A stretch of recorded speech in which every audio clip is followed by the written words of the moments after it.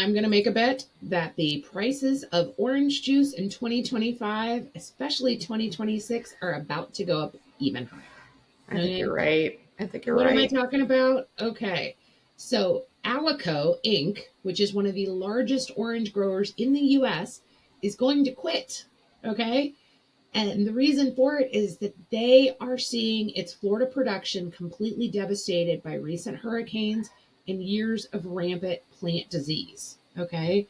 The company, which is a major supplier for Tropicana, said it will not invest further capital on its citrus operations after the current crop is harvested in 2025. Oh man. Now, Alico has seen production decline approximately 73% over the last 10 years, even though the company has made significant investments in disease treatment. And so, of course, when you have a hurricane hit Florida, it's going to knock out orange groves. So, even if they were perfectly healthy trees, and then you've also still got, these groves that are just rampant with disease.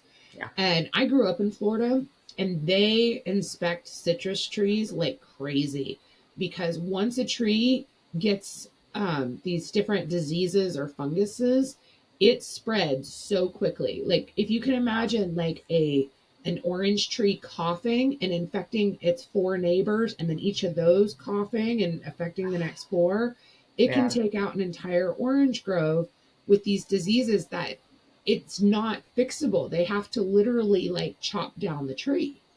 Oh. So basically, the company stated, we've explored all available options to restore our citrus operations to profitability, but the long term production trend and costs needed to combat citrus greening disease no longer supports our expectations for a recovery. And Oh. citrus greening disease is literally what you think of. It is citrus that stays green. And a lot of Oh. citrus, it gets a lot of fruits actually, they get picked when they're unripe, and then they're forced usually with like nitrogen oxide to Yeah.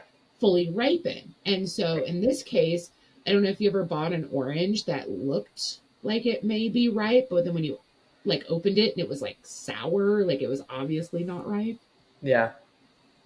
So the firm Alico Citrus, which is, a division of Alico Inc., it will reduce most of its production workforce effective immediately and will close um, with close to 3,500 citrus acres set to be managed by third party caretakers.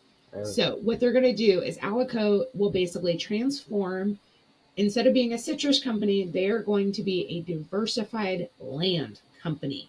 And Oh. they expect to sell or lease most of its acreage to other farming operations. They also expect some of the land will be sold for commercial or residential development.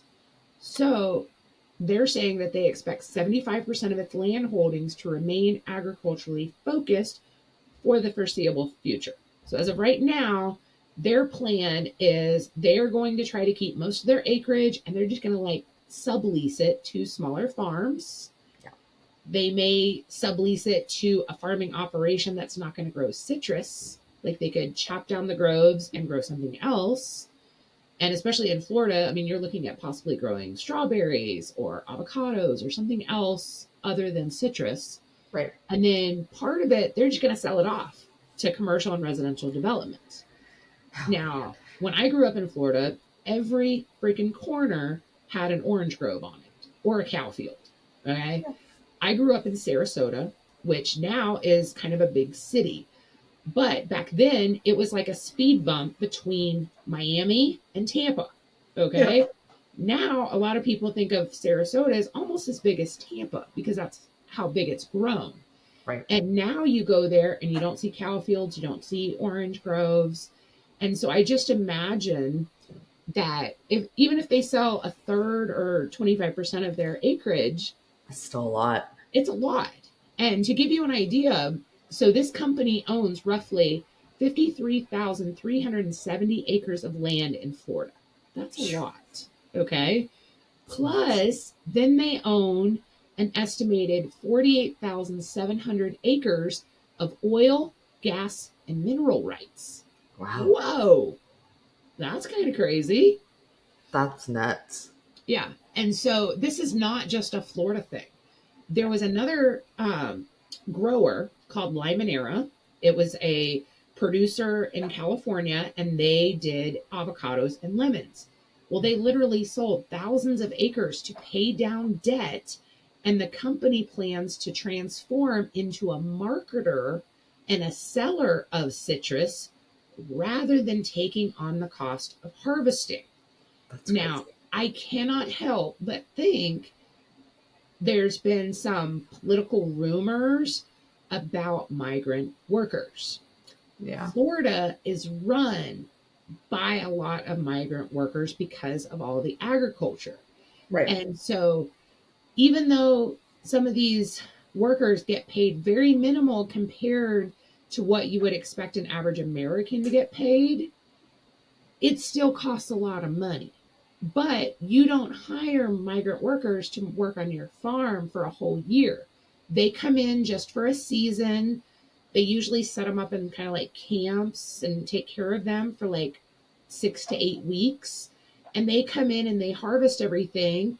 And then once the job's done, they move to the next farm. Sometimes it's a similar product, sometimes it's a completely different, you know, crop that's being harvested.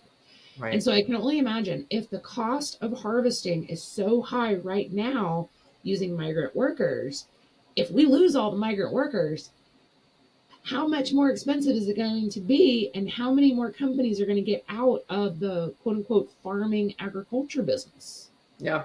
I mean, if your entire focus is always the farming industry is wild to me when I genuinely think about it. And I think about there's areas where people grow things and basically just to lose those crops to be paid by the government. Like, and Yeah. it's, I mean, To be subsidized. yeah. Yeah. Yeah. And there's some farms that they basically are paid an amount of money to not grow That's certain it. crops. Yeah. So it's not even like they're not growing anything. They're just said, hey, I know you normally grow this crop, but we'll pay you this amount of money for you not to grow that crop. And you can grow anything else you want, but just not that one. So they're kind of getting double paid. Yeah.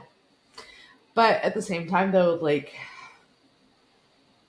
there's so much that's done by the USDA to control the amount of food that enters our market. Yeah. And whether that's through, I don't know if necessarily that's grocery store related or not, but then you I look at the think the grocery store store side of is it. so far down the chain, Yeah. and there's so many other stops, and there's so many other conditions on the environment, and how it comes about before it ever gets to the grocery store. Yeah. But Just then that's the end game, is to get it into a larger retailer, right? So yeah. that you can sell the most amount of your product possible. But what if they're too weird shaped? So like you could go through an entire growing season. Everything's beautiful. Everything's like just the way you want it to be, but it's a little bit bigger. It's a little bit bigger. And then you can't sell it to anybody, or at least in a major retailer that way. And I've seen a lot of like smaller ones that have come out, but I think I've veered that way a little bit.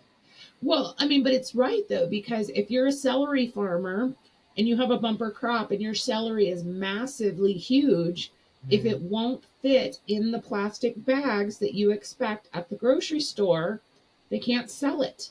So what does the farmer do? He's literally chopping the celery down and removing so much of it in order to get it to fit in that bag. And then now they've got a 50% product loss because it grew too well. It grew too fast. Yeah. The expectations. That's just insanity. I mean, you talk about food waste, and it's just ridiculous. We have food waste and then environmental conditions that make it almost inhospitable to grow, because California has gotten so dry over the last, 20 years, maybe longer. And then you've got Santa Ana's and you've got, all these wildfires. And of course, Mhm. once wildfires go, I mean, they're going everywhere. Yeah. So, and you talk about all these homes that are being destroyed and green space, Yeah. you know, I haven't heard anybody talk about, is it hitting any agriculture areas? I Is don't it know. That's is it interesting. hitting, avocado farms and, different things out there? Because I haven't heard anything about that. Is that maybe just further south? I'm not sure. That's a good question because we could be looking at a whole nother issue As as far as far prices as, rising for yeah, upcoming seasons. yeah. It Like I doesn't said, look like it's, celery grows in California. yeah. It doesn't necessarily look like there's been a lot that is in an agricultural area, but more along, unless you, I don't know, maybe some Oxnard, but like the majority of it, nope, nope, that's in a national forest. Good times. No, that's yeah, that could But this definitely just have some goes to effect. show you, we know when a hurricane hits, it can cause major damage to agriculture. Hmm. This past year, it affected pecan trees. I think Yeah, they estimated like 84% of pecan trees were damaged in South Georgia.